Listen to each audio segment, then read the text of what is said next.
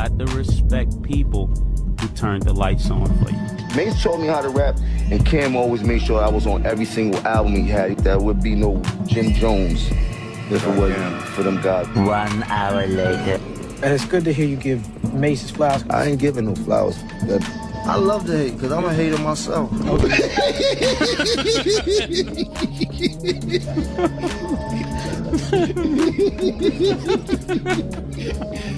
Oh, man.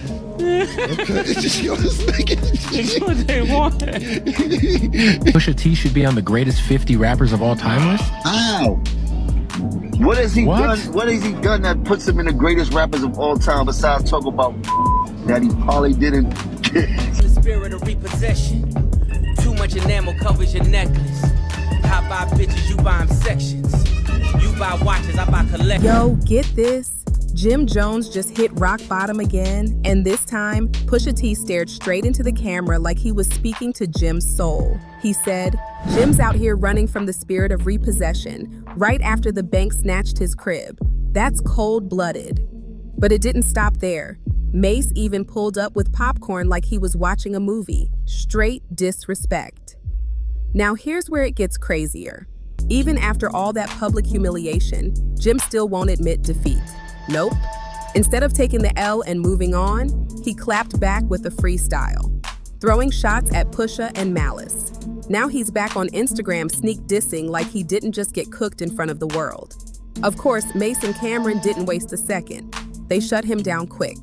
Let's break it down.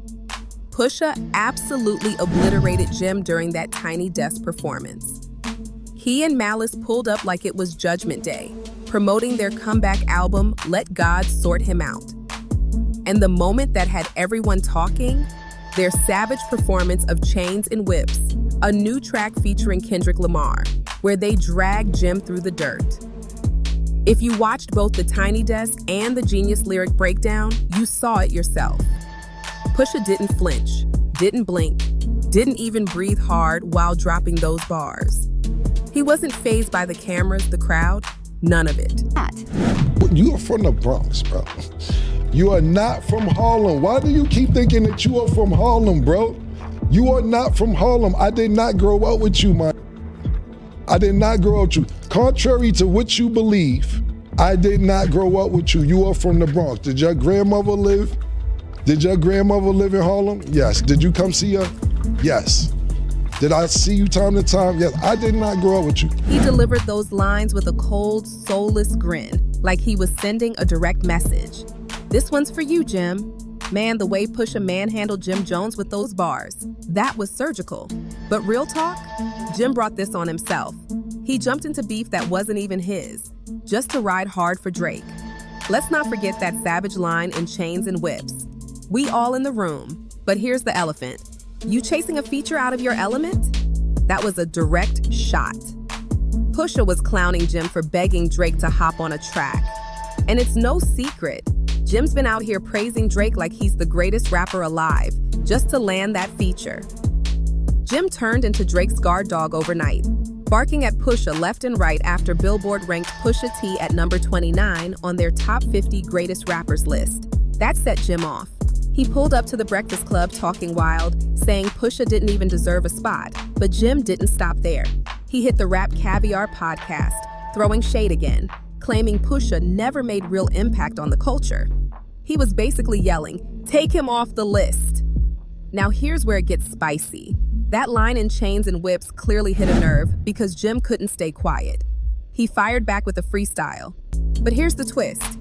He recorded that track 2 years ago when the original song dropped. So technically, it ain't even a fresh response. It's recycled heat, straight from the vault. How you doing, man?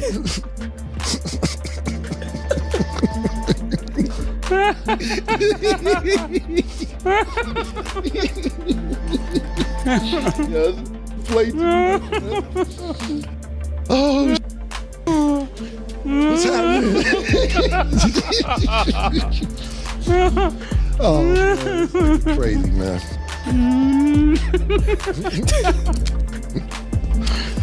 All right.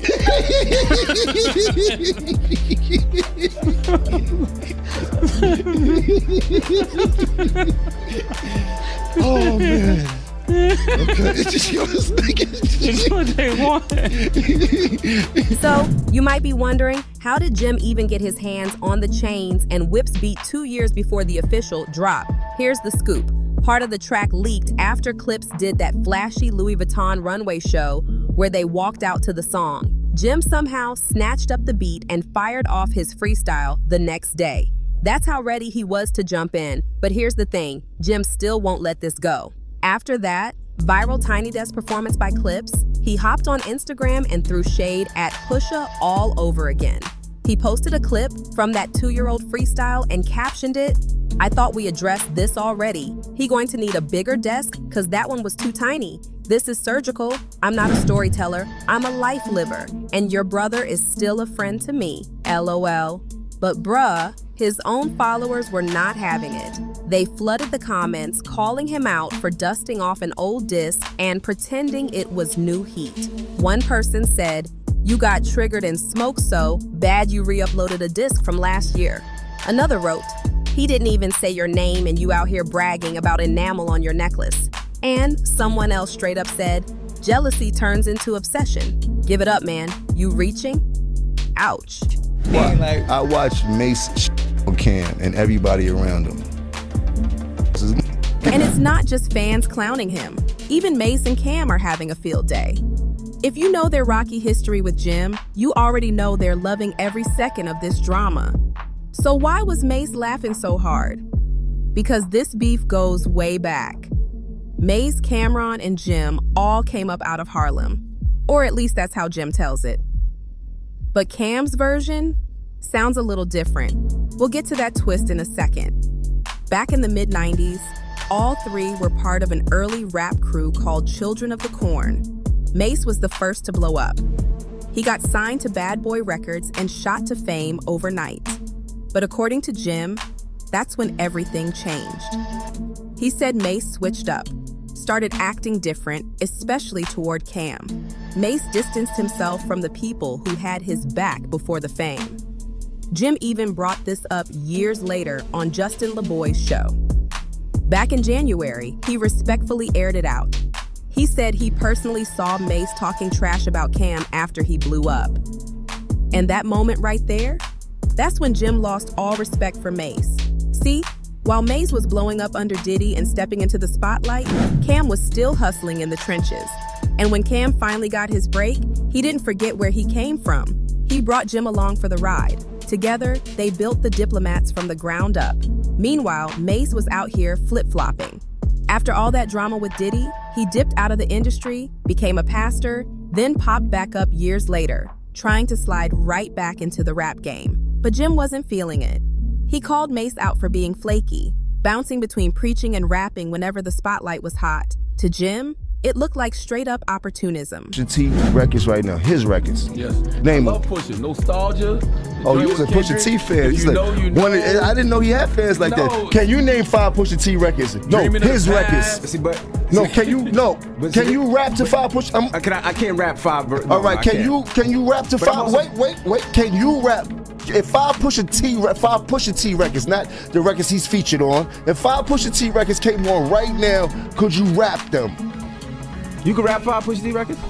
Yeah. No, could you rap 5 Pusha T records right now if they started playing? What do you mean rap? Like the hook? Could you sing them? You're not in my top 50. You might be in Charlemagne's top 50 and things like that. But you haven't done that much for me in my life. Like I didn't never want to be like Pusha. I never had a Pusha moment in my life. I never thought like you dig. Like where I'm from, I want to be like you if you was really that dude and that rapper and things Wayne like that. Wanted to be like Pusha. He was influenced by Pusha. Yeah. Okay, cool. That's why Pusha did the Mr. Me Too record. Okay, cool. You a very strong Pusha T fan. Nigga, you is nowhere near the top 50. You top 9. Now, yes, Mase and Cam had their own beef over the years. That ain't new. But in 2022, they squashed it and even launched their podcast, It Is What It Is. That move hit Jim like a punch to the gut. He wasn't thrilled to see his two old rivals teaming up like nothing ever happened. So what did Jim do? Started throwing shade again. Recently, he clowned Mase's looks, Even said he needed to hop on a diet. Petty. But you already know, Mase and Cam weren't just gonna sit back. They turned the pettiness up to max and brought in Jim's longtime nemesis, none other than 50 Cent. Yup, they had 50 pull up on the podcast just to stir the pot even more. And Cam came ready with the smoke. During the convo, he straight up asked Mase, why did Jim show up at a 50 Cent show in 2007? Right when Dipset and G-Unit were beefing? Cam lobbed that question like a perfect alley-oop, just waiting for 50 to dunk it. And 50, he didn't miss. He dunked on Jim. No hesitation. Of course, Jim couldn't stay quiet. He fired back hard in his interview with Justin LaBoy, calling out both Cam and 50 by name. He even claimed they owe him favors. Now it's looking like the tension is boiling over again. Then Jim really cranked the drama up. He took full credit for the entire Dipset style. Even claimed he inspired Cam's iconic pink fur coat. Yeah, that one.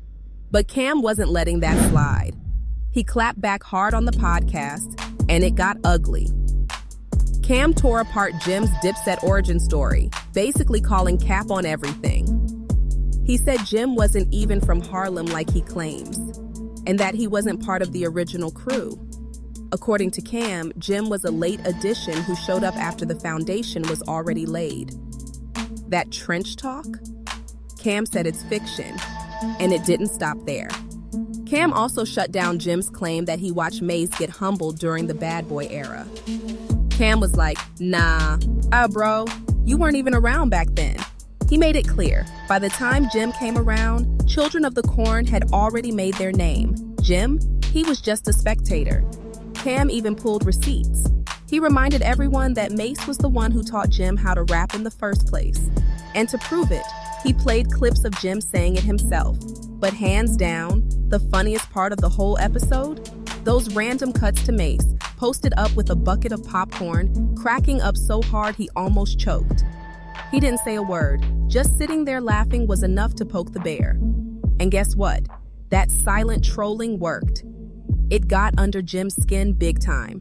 He fired back, saying he'd slap the popcorn out of Mace's hand. Wild. It's like Mase said more without talking than Jim did with a whole freestyle. But here's the craziest part. Jim still ain't done. Now he's linking up with none other than Drake for his upcoming album, Iceman. And word is, he's loading the clip. Sources say he's coming for everyone who crossed him. Pusha, Mase, Cam, nobody's safe. And there's one track in particular already buzzing behind the scenes. Insiders say it could flip the whole story and change how people see this beef. For good. If what we're hearing is true, Jim might really have something serious up his sleeve. Don't forget to like, comment, and subscribe to Juice Alert for more heat like this. We're watching every move, and we'll see you in the next one.